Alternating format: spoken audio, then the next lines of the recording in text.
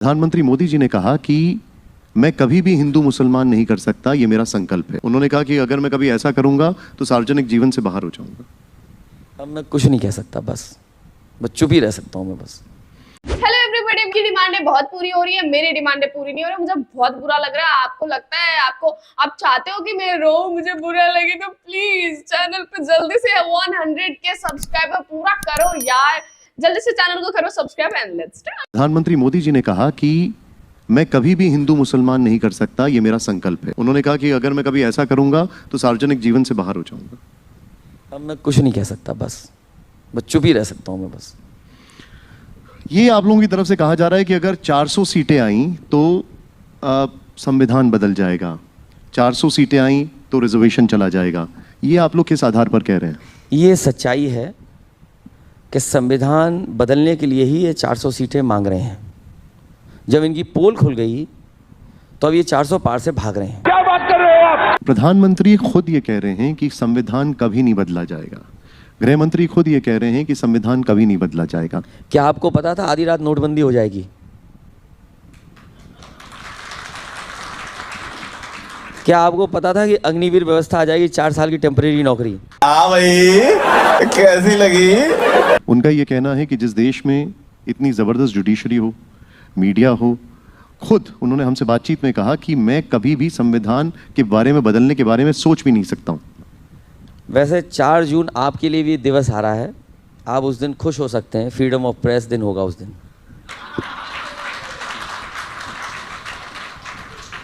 तो साला ये दुख का खत्म नहीं होता बे। आप क्या कल्पना कर सकते हो आपका मन कैसा होगा? सोचिए आप कि जब आपके जाने के बाद आपका मंदिर धो दिया जाए। आप अपनी अगली पीढ़ी को क्या उदाहरण दे रहे हैं? क्या उदाहरण दे रहे हैं आप? कल को अगर हमारे बच्चे पूछें कि आपके जाने के बाद मंदिर धोया गया, उसका जवाब आपके पास क्या है? क्या है जवाब आपके पास? बताइए मुझे। आपके पास कोई जवाब है? अगर आप उठ के जाएं, उसके बाद मैं गंगा जल मंगाऊंगा, धो दूंगी कुर्सी। ये भगवान क्या जुल्म है। बीजेपी का ये कहना है कि वहां पर जो आपके कार्यकर्ता गए, धूल मिट्टी से भरे उनके पांव थे, इसलिए इन सफाई की गई। भाजपाइयों की बात अगर मानोगे तो आपके नंबर और कम हो जाएंगे। ये सवाल इसलिए पूछ रहा हूं मैं आपसे क्योंकि ये बीजेपी ने इसके ऊपर बकायदा ये कहा है कि अच्छा, ऐसा ये कुछ भी बताइए नहीं मुझे था। आप, इन्होंने मुख्यमंत्री आवास क्यों धोया? इसका जवाब मुझे बता दीजिए आप। गंगा जल से क्यों धुलवाया मुख्यमंत्री आवास? किसी के पास कोई जवाब नहीं है। इसीलिए इन्हें 400 सीटें मिल गई तो पता नहीं क्या कर देंगे लोग। नहीं सारुण के यहाँ कुछ तो गड़बड़ है। आपसे मेरा सवाल यह है कि अब 4 जून को लेकर आपका फाइनल प्रेडिक्शन क्या है? 4 जून को आपका फाइनल प्रेडिक्शन क्या है? आपका फ्रीडम ऑफ प्रेस का दिवस है और हम लोगों का खुशियों का दिन है। अच्छे दिन तो आए नहीं, लेकिन खुशियों के दिन तो आएंगे। 4 जून को खुशियों के दिन आएंगे। ये बड़ी अच्छी बात कही आप। ये तो सुब्रत पाठक ने आरोप लगा दिया कि पुलिस मिली हुई है, विजिलेंस बैठा दूंगा, देख लूंगा चुनाव के बाद। अब वो जाए, बैठाए जाके, सरकार उनकी है, जो चाहे सो करें जा करके। रिजल्ट आ जाएगा, हार जाएंगे, फिर क्या करेंगे?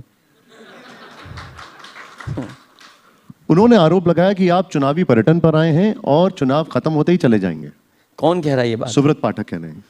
अब ऐसे, अब मैं क्या बोलूँ ऐसे लोगों के बारे में? क्या आप कन्नौज सीट छोड़ के मैंने चले सुना है कि पान में भी नशा होता है क्या? मैं अभी तक तो ये सुना हूँ साधारण पान खाए जाते हैं, पान साधारण होता है। लेकिन जिसके बारे में आप कह रहे हो, मुझे लगता है कोई बाहर की कोई ऐसी दवा आती होगी जो पान के अंदर मिला के खाते हैं वो। आपको तो नाम भी नहीं लेना चाहिए, चैनल अपना खराब करो नाम लेकर उसका। आपके चैनल की रेटिंग डाउन हो गई अगर आपने उस व्यक्ति का नाम ले लिया तो। अब चैनल 9 नहीं, अब आपका चैनल 6 हो गया। टीवी 9 नहीं, टीवी 6। अगले जी 3 नंबर कम हो गए। क्या आपकी निजी राय है कि राहुल जी को अमेठी छोड़ना चाहिए था? देखिए, ये उनका विचार है, वो किस तरीके से कहाँ चुनाव लड़ना चाहते हैं। लेकिन जो भी उन्होंने फैसला लिया है वो अच्छा फैसला लिया है। और फैसला ऐसा है कि रायबरेली से भी जीत होगी और अमेठी से भी जीत होगी। ये रायबरेली में नारा लगाया जा रहा है कि आप लोग राहुल गांधी को नहीं, देश का अगला प्रधानमंत्री चुनने जा रहे हैं। तो ये क्या खराब है? कन्नौज में हमारा नारा लग रहा था, ये क्या बात है?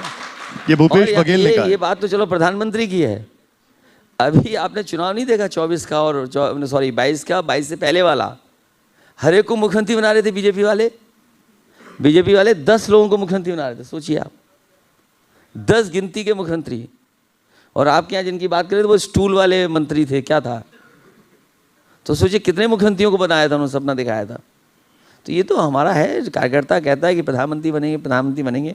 और फिर बीजेपी में तो अंदर ही अंदर अंडरस्टैंडिंग है कि 75 साल वाले रिटायर हो जाएंगे, नया प्रधानमंत्री बनेगा। तो नया प्रधानमंत्री कौन होगा, उसके लिए जनता कभी भी वोट नहीं दे सकती। तो आप अरविंद केजरीवाल की इस बात से सहमत हैं नहीं, मैं तो सुन रहा हूँ भाई, राजनीति के बाजार में जो बातें आ रही हैं सुन लेते हैं, हम भी उसको आगे बढ़ा देते हैं।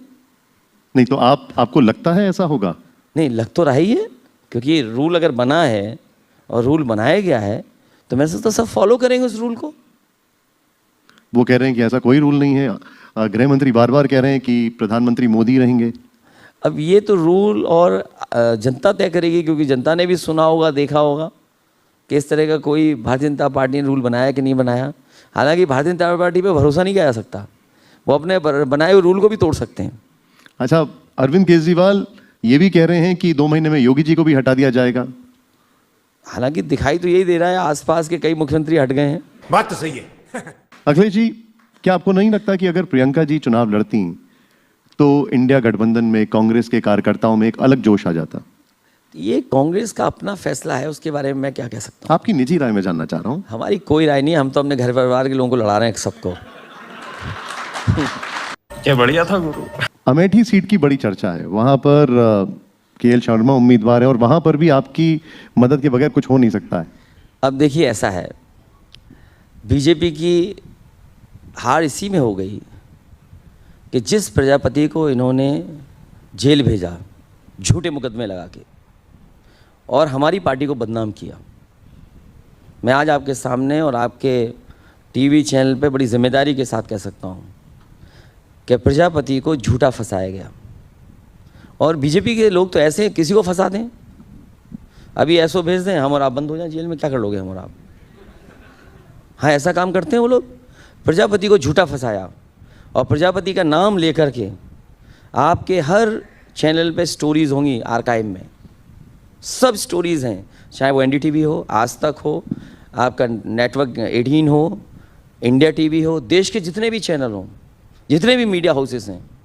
आज मुंह बंद क्यों हो गया उनका कि जब प्रजापति के परिवार को बीजेपी ने अपने साथ रख लिया? तो साला होना ही था, क्योंकि उन्हें चुनाव जीतना है। इसलिए एक बेईमान विधायक हमारा, सुनने में आया है, पहले कांग्रेस से भी पैसा लिया, हालांकि आरोप मैं क्यों लगाऊं, लेकिन ऐसा है, षड्यंत्रकारी विधायक जो हमें भी छोड़ के चला गया, उसको क्या लालच दिया होगा, सोचिए आप।